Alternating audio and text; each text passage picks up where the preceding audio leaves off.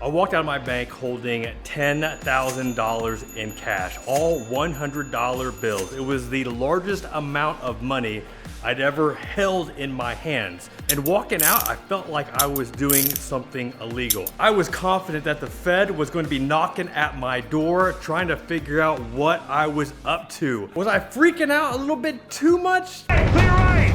Ah! You never know when Big Brother is watching.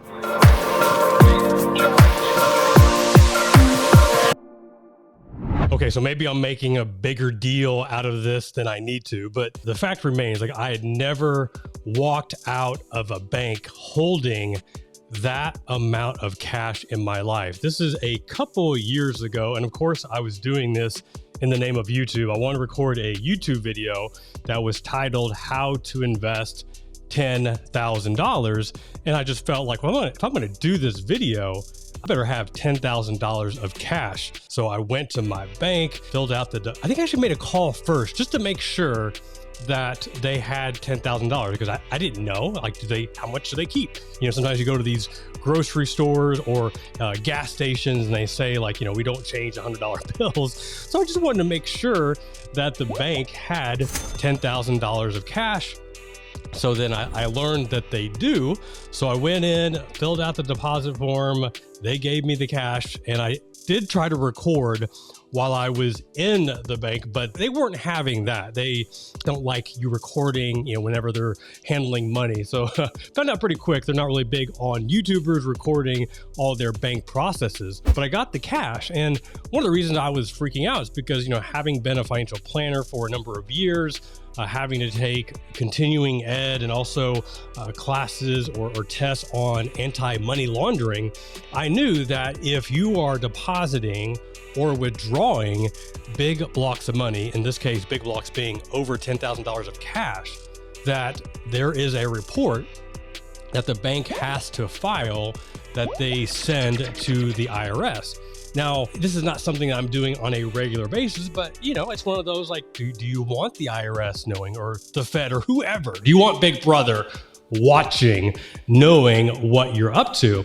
I knew that there would be some sort of report filed, and I think the actual form number here is 8300, I think it is. And I think this is only if you are a business and you are receiving a cash deposit of over $10,000. But either way, I'm not really sure if this form was filed on me. I will say that I did not have the Fed, the IRS, or Big Brother knocking on my door. FBI, open up! Wondering exactly what I was doing. So it all worked out. Just in case you don't want Big Brother watching, don't deposit or withdraw over $10,000 of cash, because there is a report that the IRS is going to get. All right.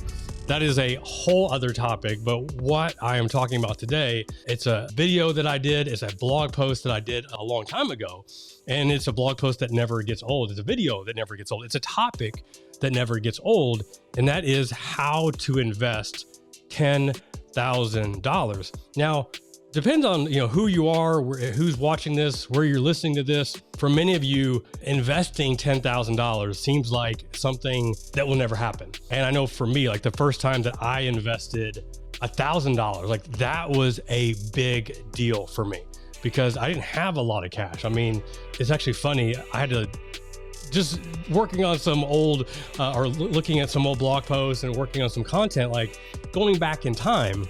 I remember, like, my wife and I, we were talking about this. Whenever I was deployed to Iraq, so this would have been back in 2005, I was 26, 27 years old, something like that. And at that time, I didn't even have a savings account. Like, think about that. I am a financial planner. I wasn't a CFP yet, but I was a practicing financial planner, had been doing so at that time for about 2.5 years. Had a checking account, but did not have a savings account. The only way that I knew how much money I had in my account was by me going to the ATM, making a withdrawal, and then seeing what the balance was on my account. Like, that's how I knew. I had already read Dave Ramsey Total Money Makeover and, you know, knew about the baby steps, just hadn't started taking any of those steps yet. So one of the the first goals that my wife and I had was building up that emergency fund, that $1,000 savings for baby step, is that one, I think it's baby step one. Just making sure that we had that $1,000 of cash, then we started paying off our debt, yada, yada, and then we started investing. But the idea of investing $10,000 was just like, I couldn't even wrap my head around it. Obviously, that a lot has changed, and now investing $10,000, actually, investing $100,000 into something is, I don't do a lot of $100,000 investments, but they are more common than they once were. And I share all this because whoever you are, wherever you are in your journey, there will be a time if you are passionate about achieving financial freedom and you are dedicated and committed to investing in yourself, at some point in time in your life, you will have the ability to invest $10,000. That is something that I absolutely guarantee. May not be tomorrow, may not be next week, may not be next year, may not be 5 years from now, but eventually that will happen. Yay! But it never fails that when you are a financial planner, financial advisor, whatever you want to call us, I get the questions all the time. Hey, Jeff, I came across some money and I want to invest. Like, what do you think is the best thing for my money? Shut up and take my money. And that amount could be $1,000, could be $10,000, could be $50,000, could be $100,000, could be $1 million. Didn't have a lot of $1 million questions, but I had several people that came into a chunk of money and wanted to, quote unquote, pick my brain to figure out, like, where should they put that money. Actually, just had this happen just last week. I'm not even an advisor anymore. And I was at my son's golf tournament and was talking with the dads, and he was like, hey, let me pick your brain, because I'm coming across some money and I've got this old ESOP plan, and I think he had like $68,000 in it. It was just picking my brain on what he should do with it. Roll it over, cash it out, invest it here, yada, yada, yada. So it was one of those, like, oh my gosh, like, I'm still getting this question. The question of how to invest $10,000, like, it doesn't matter the dollar amount. And it's the same thing in this situation here. There is no clear-cut answer, meaning that, like, you come to me with this question of how to invest. How do I invest this $10,000? I can't answer the same answer for you that I would for the next person, for the next person, for the next person, because obviously everybody is different. I'm gonna have a different answer for somebody that is in their 30s as opposed to somebody in their 50s. I'm also gonna have a different answer for somebody that's in their 30s that has $30,000 of student loan debt, as opposed to somebody else that's in their 30s that doesn't have any debt and they're having their second child. So it just depends on where you're at in your financial journey. But I will say this, like, if there is one common answer that I could give, whether it be 10,000, 100,000, whatever the dollar amount. And typically, and this is what I end up doing in my situation. Now, I didn't inherit $10,000, but whenever was it my grandmother or my dad?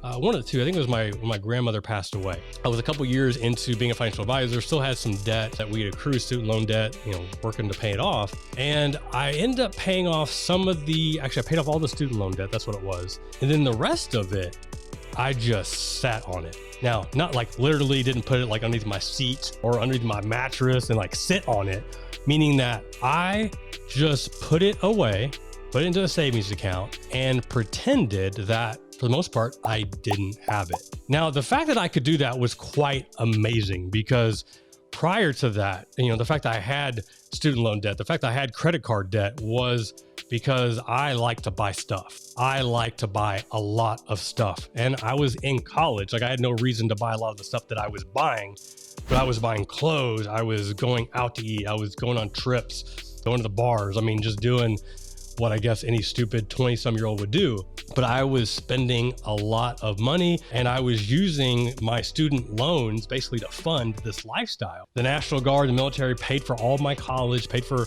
90-some% of my tuition. I was working 20, 30 hours a week. I had surplus money, and yet I was taking on student loans just so I could fund this lavish lifestyle that I had no business living. So the fact that I came across this money, and the first instinct wasn't to, man, we need to go to Mexico. We need to go to Florida. We need to go shopping, whatever. The fact that I made the adult decision, made the very mature decision to pay off the student loans and then sit on it is quite amazing. Now, I can't take all the credit because at the time I was dating a girl that I knew was the one. She was just my girlfriend at the time, and it became my fiance. She's now my wife, Mandy, House of Rose, if you want to follow her on Instagram.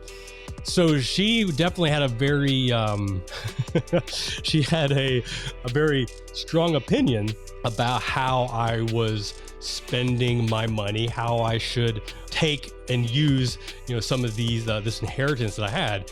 And thank goodness, she didn't tell me like, you're not going to do this, you're not going to do this. But she definitely had a good voice of reason. And I'm grateful that I was able to listen to her and do that. So we end up just putting that money away and sitting on it for more or less like a rainy day. Like we already had our $1,000 in savings. Actually, at that time we had more than that, but it was like, okay, I don't need anything right now. Let's just sit on it until there's something that we do need. I do remember one of the first purchases that we made was a new computer. I think it was a new laptop, or it might have been the first laptop that I ever purchased. You've got to stop and think. And we had a computer. It was several years old. It was dated. I was doing more stuff online, and it just made sense to buy a new computer. So, and that was probably 6 months, 9 months after I had inherited this money. So we sat on that money for that long. So I don't care how much you have inherited or how much money you've come across.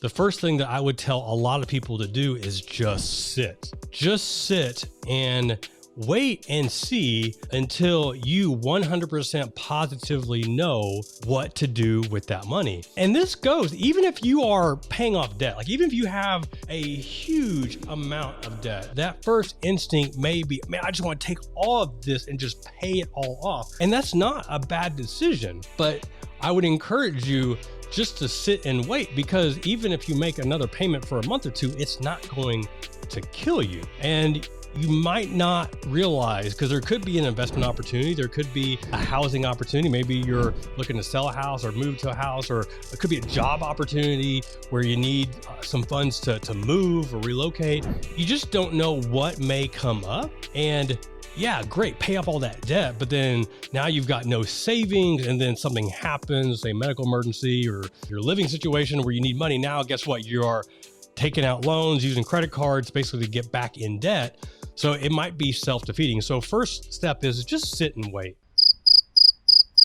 And this could be a month, it could be 3 months, it could be a year, just depending on your financial situation, how much it is. And obviously, while you're waiting, you want to invest that the best way possible. I know I'll have a lot of people, well, okay, I know I don't need this money right now, so where can I put it to make the most amount of interest? Can I put that in stocks? Can I put that in dividend paying stocks? Can I put that in cryptocurrency? The answer is no, and hell no. Please, no! Absolutely not. You're going to put this in a high yield savings. Or if you know that you're going to sit on it for longer than 3 months, 6 months, maybe a year, you put it into a CD. Right now, with current interest rates, you're probably not going to make all that much.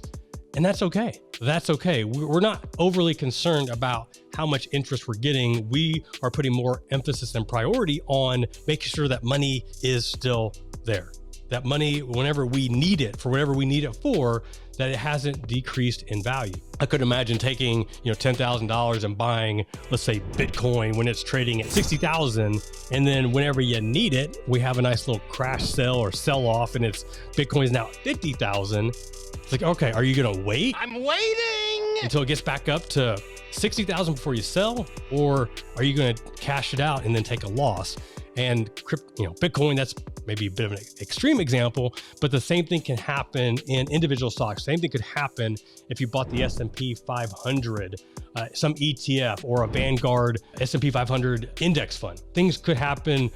The principal, the face value you put in could be less, and you don't want that. So that's why we're putting that into a high yield savings or a CD so that the money is safe. And that's where we start.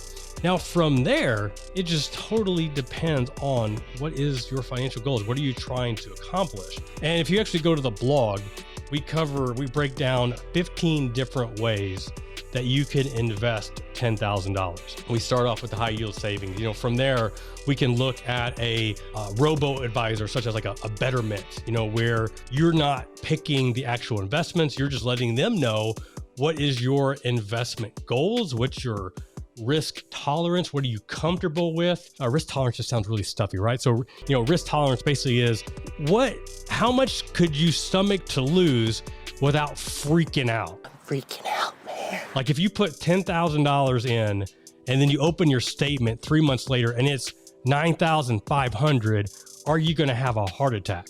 That's your risk tolerance. So I was going to chuckle because people say, oh, I'm so aggressive. Like I want to make 40% return, and then they lose 2%. And I mean, they go on anxiety and depression medication because it just can't handle it. You need to quantify, how aggressive you truly are.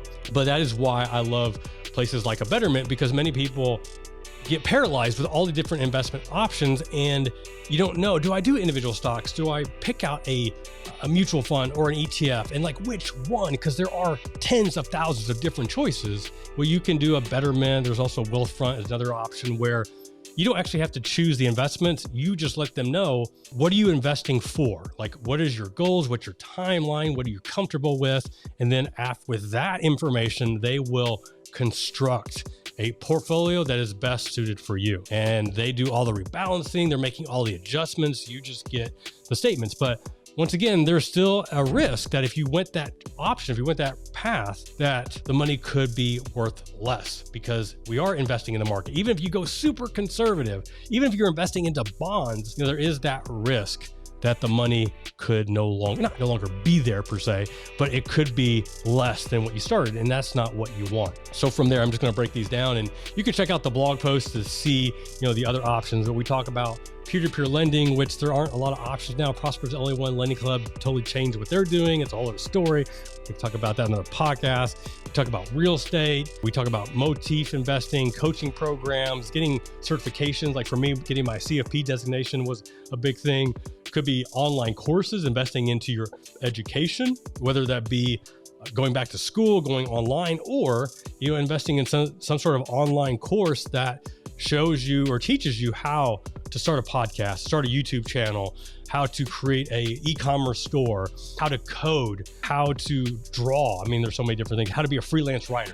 I'm just thinking of courses that I've seen or I've purchased myself, and there are a ton of out there. Starting a blog is another thing. You can start an Amazon FBA store. Obviously, the other option, which I don't know why we have this as 15, but it is an option. I guess we're talking about investing, a little bit different, but it is paying off debt. Many people, they think about investing, they don't think about paying off debt. But if you have a high interest credit card that you're paying 25.99% interest on, you don't pay that off. Instead, you want to make that monthly payment instead, just pay, whatever the minimum is, and you want to invest the difference. So you better be really good at whatever you're picking to net greater than 25.99% to cover the difference on that credit card. The level of people's ability to do critical thought is almost zero. Most people think they can do it, but in reality, it probably happens 1 out of 997 times. Let me say that one more time. 1 out of every 997 times does somebody actually make more than whatever their high interest loan or credit card is. It just doesn't happen. There's just too many factors at play. Mostly it's just the emotional roller coaster that many people can't stomach. I mean, we are our own worst enemy when it comes to investing. It's just not going to happen. But that is a way that, think about it, if you're paying 25% interest or whatever you're paying, instead of you're paying that off, you're saving that much more. And then any new money, instead of funneling that into the loan payment, credit card payment, now you can invest that into yourself or for yourself. So there's just some of the options we talked about today. And once again, you can go to the blog and check out what are all these different options to consider. But as just to kind of wrap this up, as a reminder, if you are investing, you come across a chunk of money and it's the biggest chunk that you've ever had, no matter however you get it, the best thing to do for the short term is do nothing other than put that in a high yield savings account. But just to sit and wait. And if you are the praying type, to pray, to, where is God leading you to use this money, what to use it for, and just sit. And there will be a day. I can clearly remember whenever the point came where we talked about buying the computer, buying that laptop, like we just knew like that made sense. And I could have bought 15 other things before that I would have later on regretted. But purchasing that laptop ended up being a blessing because I was able to use that to work in coffee shops and Barnes & Noble back in the day, working on the blog and working on the book and everything that I used to use with that. I mean, it was awesome. And I'm so glad that I just had the patience to just sit and wait until I knew that this was the right thing to do. And I encourage you to do the same. All right, y'all. Hope you enjoyed this format, doing something a little different here on the podcast and the YouTube channel. If you haven't yet, like, subscribe, all that good stuff. If you're listening to this on your favorite podcast player, leave us a review, whatever you need to do just to get the message out there. This is Jeff Rose reminding you that it's your money, it's your life, and only you can make it awesome. Until next time, peace.